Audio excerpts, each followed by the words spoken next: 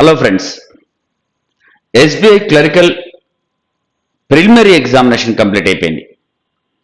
Examination రాసిన వాళ్ళందరూ కూడా మెయిన్స్ ఎగ్జామినేషన్స్కి వాళ్ళ ప్రిపరేషన్ అనేది స్టార్ట్ చేశారు.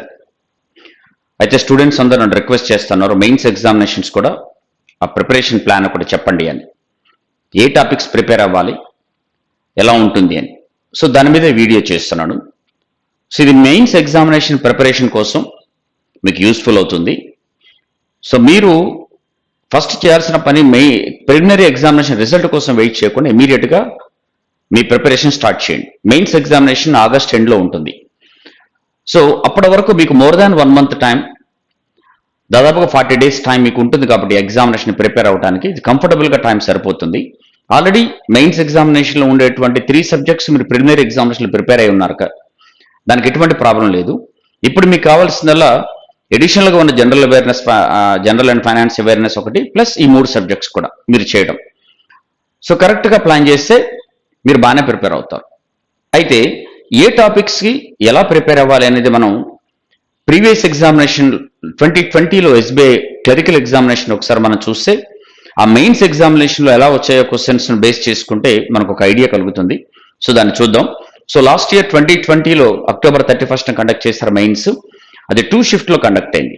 ఆ 2 shifts కండక్ట్ అయిన ఎగ్జామినేషన్లో ఏ టాపిక్స్ నుంచి, ఏ సెక్షన్లో ఏ టాపిక్స్ నుంచి క్వశ్చన్స్ వచ్చాయి, ఎలా ఉన్నాయో మనకు చూస్తే మనకు ఐడియా కలుగుతుంది. సో ఇప్పుడు క్వాంటిటేటివ్ యాప్టిట్యూడ్ తీసుకుంటే, సో దాంట్లో వచ్చేసి మీ క్వశ్చన్స్ మెయిన్స్ ఎగ్జామినేషన్లో అంటే మనకి 2 shifts జరిగినటువంటి ఎగ్జామినేషన్లోనే అన్ని తీసుకున్నాను. యాక్చువల్గా క్వశ్చన్స్ అన్ని కలిస్తే సో ఇట్ క్రాసెస్ 40. సో మనకు కావాల్సిన అన్ని క్వశ్చన్స్ కలిపి అన్ని టాపిక్స్లో 2 shifts కలిపి తీసుకున్నాయి కాబట్టి అది ఉండాల్సిన మాక్సిమం క్వశ్చన్స్ కంటే ఎక్కువ వస్తాయి. సో మీరు చూసుకుంటే అప్రాక్సిమేట్ వాల్యూస్ మనకు 5 questions వచ్చాయి. అప్రాక్సిమేట్ వాల్యూస్ ఓన్లీ మనం ప్రిలిమ్స్లోనే వస్తుంది అనుకుంటున్నాం కానీ, బట్ ఈ has given in mains also approximate values కోసం 5 questions వచ్చాయి. ఒక షిఫ్ట్లోనే వచ్చాయి.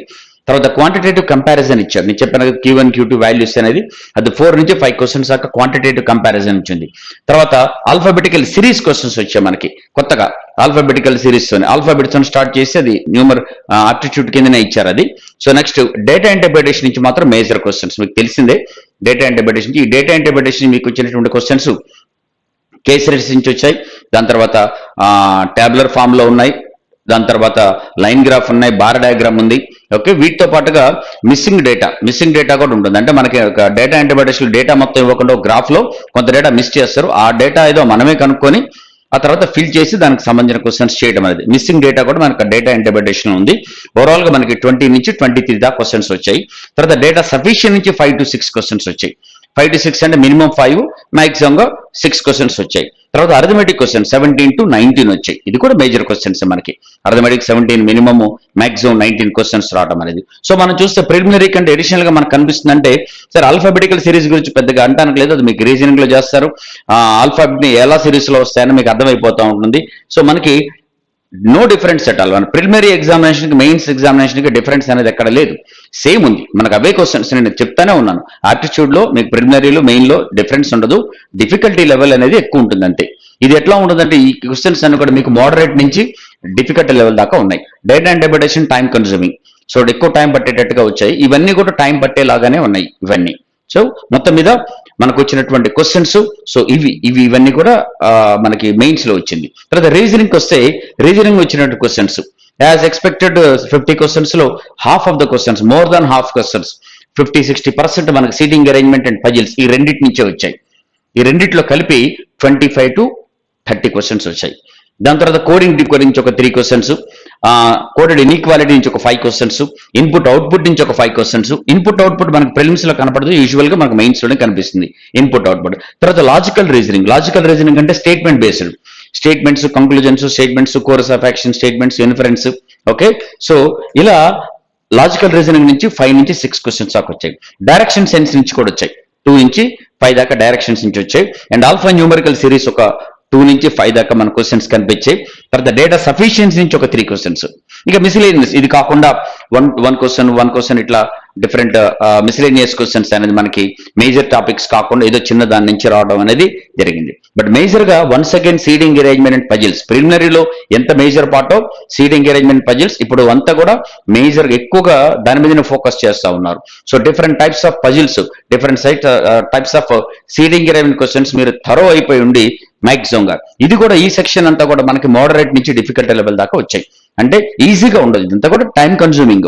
మీరు ఎంత మైండ్ పెట్టేసి కాస్త జాగ్రత్తగా చేసుకుంటే మాత్రం ఈజీగా చేసుకునేటువంటి ఇది. సో మీరు కోడెడ్ ఇన్ఈక్వాలిటీస్ యూజువల్లీ ప్రిలిమ్స్ లో ఇందులో కోడెడ్ ఇన్ఈక్వాలిటీ ఇచ్చారు. సో లాజికల్ రీజనింగ్ క్వశ్చన్స్ అనేది అడిషనల్ గా మనకి ప్రిలిమ్స్ లో కనపడవు, అదంతా మెయిన్స్ లో కనిపిస్తాయి. మిషన్ ఇన్పుట్ అవుట్పుట్ కూడా మనకి ప్రిలిమ్స్ లో కనపడవు, మెయిన్స్ లోనే కనిపిస్తాయి. మిగిలిన ఎట్లాగో మన ప్రిలిమ్స్ లో చేసేటువంటి క్వశ్చన్స్ దానికి డిఫరెన్స్ ఉండదు. తర్వాత ఇంగ్లీష్ సెక్షన్ లో there is no difference at all. ప్రిలిమినరీకి మెయిన్స్ కి పెద్ద డిఫరెన్స్ ఏం కనపడవు, క్వశ్చన్స్ కనిపించే దాంట్లో. సో రీడింగ్ కాంప్రహెన్షన్ నుంచి మనకి 12 నుంచి 16 క్వశ్చన్స్ దాకా వచ్చాయి. అలాగే వొకాబులరీ నుంచి 5 క్వశ్చన్స్, సినానిమ్స్ యాంటోనిమ్స్ వొకాబులరీలో అదొక 5 క్వశ్చన్స్. నెక్స్ట్ క్లోజ్ టెస్ట్ నుంచి 5 నుంచి 10 క్వశ్చన్స్. సో ఇది కూడా మనకి డిఫరెంట్ ఏం కాదు, మనం ఎక్స్పెక్ట్ చేస్తున్న క్లోజ్ టెస్ట్ నుంచి 10 క్వశ్చన్స్ ఏంటంటే 2 క్లోజ్ టెస్ట్లు ఇచ్చారు ఒక స్లాట్ లో. సో 2 క్లోజ్ టెస్ట్ 2 ప్యాసేజీలు ఇచ్చి 5 క్వశ్చన్స్ అనమాట, అంటే ఫిల్లింగ్ చేయడం అనేది. సో అట్లా మనకి 2 క్లోజ్ టెస్ట్ కాబట్టి 10 క్వశ్చన్స్, 5 అంటే మినిమం గా అయితే 5 క్వశ్చన్స్. దాని తర్వాత స్పాటింగ్ ఎర్రర్స్ ఒక 5 క్వశ్చన్స్ నుంచి 8 దాకా వచ్చాయి. అండ్ పారాజింబుల్ 5 to 6 వచ్చాయి. తర్వాత రీఅరేంజ్మెంట్ ఆఫ్ సెంటెన్సెస్ మనకు ఒక 5 క్వశ్చన్స్ వచ్చాయి. Okay, rearrangement of sentences, rearrangement of phrases కూడా. ఓకే, అది ఒక 5 క్వశ్చన్స్. నెక్స్ట్ ఫిల్లర్స్ ఒక 5 క్వశ్చన్స్ వచ్చాయి మనకి.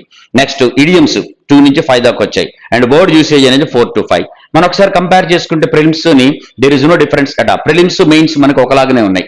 ఇంగ్లీష్ కి సంబంధించిన వరకు there is no difference at all.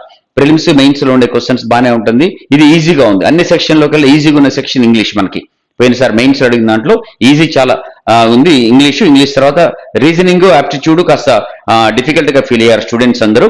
But ఇది మాత్రం చాలా ఈజీగా ఉన్నటువంటి సెక్షన్, మీకు అర్థమైపోయింది అది. Next general and financial awareness కి వచ్చేస్తే మాక్సిమం క్వశ్చన్స్ మీకు కరెంట్ అఫైర్స్ నుంచి వచ్చాయి. Maximum questions current affairs. Okay, 30-35 questions current affairs.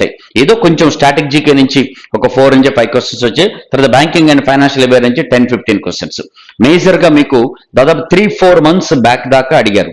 నేను అందుకే సజెస్ట్ చేస్తానంటే ఓ 6 మంత్స్ వెనకాల దాకా మాక్సిమం గా చూసుకోండి. ఎగ్జామినేషన్ కండక్ట్ చేసే టైంకి ముందుగా ఒక 5 to 6 మంత్స్ వరకు కరెంట్ అఫైర్స్ అనేది థరోగా చూసుకుంటే maximum questions from current affairs మీకు చూస్తే అర్థమైపోతుంది.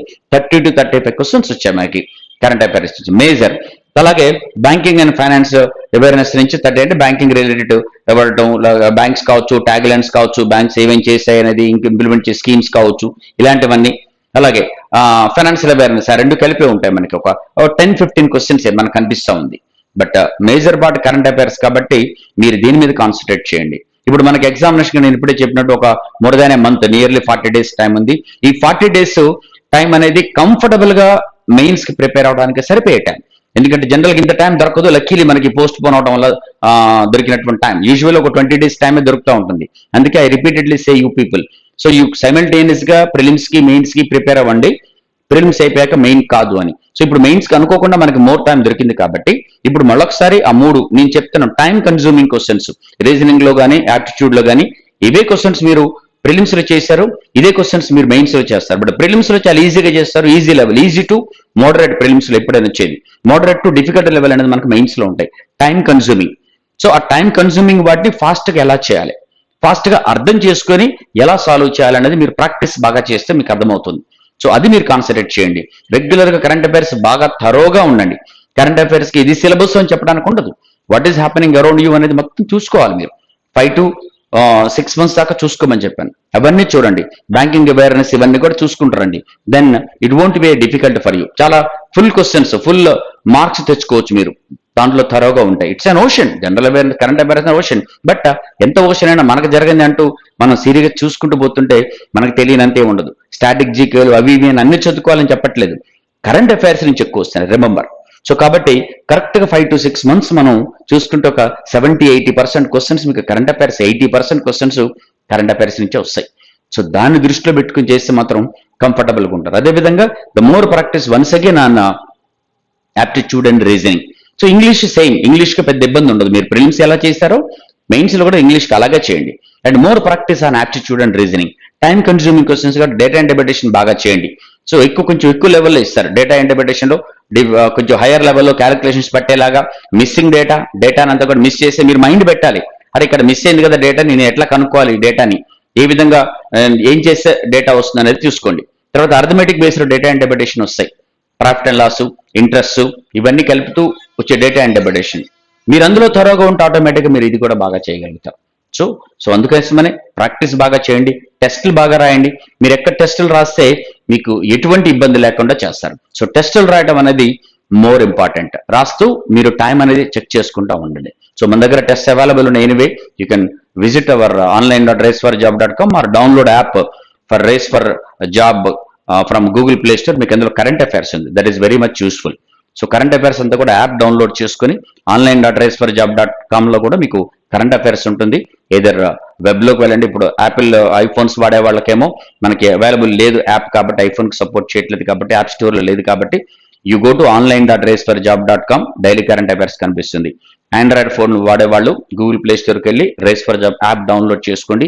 You have daily current affairs there. So అదంతా మీరు చూసుకుంటారండి, చాలా యూస్ఫుల్గా ఉంటుంది. టెస్ట్ ప్యాకేజెస్ అన్ని కూడా మీకు అవైలబుల్ ఉన్నాయి దానికి, విత్ చాలా తక్కువ ప్రైస్లో మీకు అవన్నీ కూడా ఉన్నది. సో ఇఫ్ యూఆర్ ఇంట్రెస్టెడ్ అది కూడా పర్చేస్ చేయొచ్చు. బట్ డైలీ కరెంట్ అఫైర్స్ మాత్రం చూసుకుంటూ వస్తే you can score very good marks. So that ఒక సిస్టమేటిక్గా టైం వేస్ట్ చేయకుండా దగ్గరకు వచ్చారు, ప్రిలిమ్స్ అయిపోతుంది అనే ఫీలింగ్లో ఉన్నారు. డెఫినెట్గా క్లియర్ అయిపోతుంది మీకు. మెయిన్స్ కూడా కాస్త కాన్సన్ట్రేషన్ చేస్తే 100% మీరు సక్సెస్ తెచ్చుకునే అవకాశం ఉంది. సో ఇప్పుడే నౌ ఆర్ నెవర్ అన్నట్టుగా ఉండండి. మీరు ఇప్పుడు 80% ఒక గట్టి దీంతో ఉన్నారు కాబట్టి కంప్లీట్ చేసుకుంటారండి. మీరు మెయిన్స్ కి ప్రిపేర్ అవుతుంటే వేరే other examinations like IBPS clerks, IBPS, RRB, coming up, SBI, PO, ఆ ప్రిలిమ్స్ గురించి టెన్షన్ పడాల్సిన పని లేదు. ఎందుకు పని లేదు అంటే ఆటోమేటిక్గా మీరు మెయిన్స్ కి ప్రిపేర్ అవుతున్నారంటే ఆ ప్రిలిమ్స్ లెవెల్ అంతా కూడా అయిపోతాయి అందులో.